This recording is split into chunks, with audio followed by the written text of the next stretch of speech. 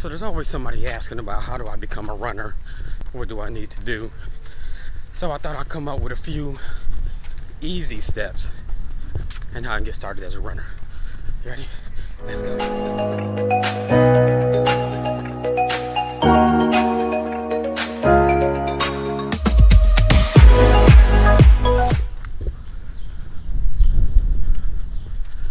Hey everybody, this is the Beer Runner, the Beer Seeker. I'm Matt. Thank you for tuning in for another one of my episodes.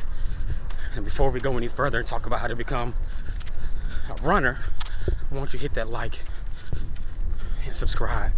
So next time I post a video, you know when it's coming out, right?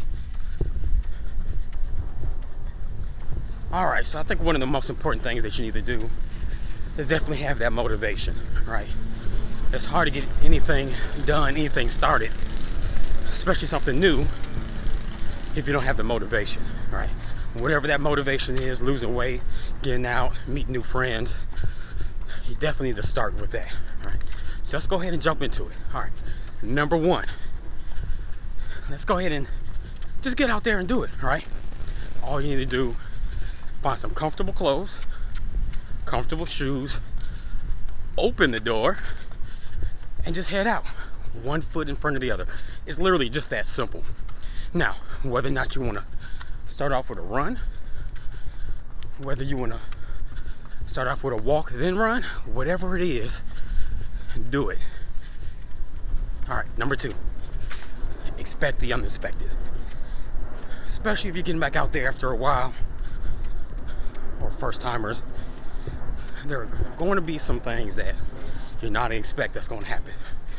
Your lungs may hurt, feel like they're on fire, feet gonna hurt, you're tired, you're gonna sweat. That's normal. Just let it happen.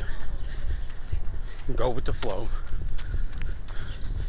Keep going. Number three, set small goals. Notice I said small goals, not large goals, not just goals. This is very important in my opinion, because that sets your expectations, right? Know your fitness level, know what you're possibly capable of doing, right? Don't go out there your first time and you're like, hey, my first run and I'm gonna run a 5-minute mile. Now all that may sound good and may be realistic to some people. That may not be your thing. That may not be where you're at right now. But set that small goal, work your way up to achieve that, right? Also set a goal. How often do we want to run? 1, 2, 3 days a week, every day before lunch, whatever it is, do it. And just like every goal, set it and stick with it.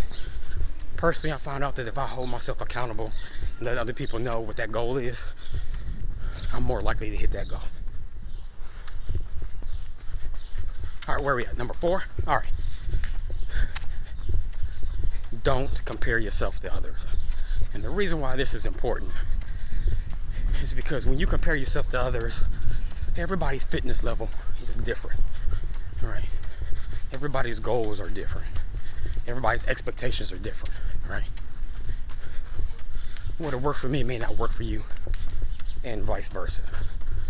Right. Now, if your goal is to eventually run a 5-minute mile, but you're running a 9-minute mile, that's okay. Work your way up to it. But don't forget, baby steps. Think of the process like a ladder. You gotta hit every rung to get to the top. You're going to hit every rung to get to the top. Number 5, have fun. Right, this is your thing, right? This is your journey. Your journey is unique to you. Have fun doing it. Smile on your runs, explore a new route, different part of the city, different part of the neighborhood, meet new friends, join a running club, whatever it is, definitely have fun. When you don't hit your goals, when you get frustrated, it's going to happen. That's going to be part of the territory. That's part of one of those rungs. But definitely have fun however you can. Invite the family, get a jogging stroller, whatever it is. Just have fun doing it. All right, and I actually have one more tip for you at the end of your run. Once you get out there and you've done your thing, good job, congratulations. You have just become a runner. One last thing, or one thing that I like to do at the end of a run is enjoy a nice, good beer. Drink up.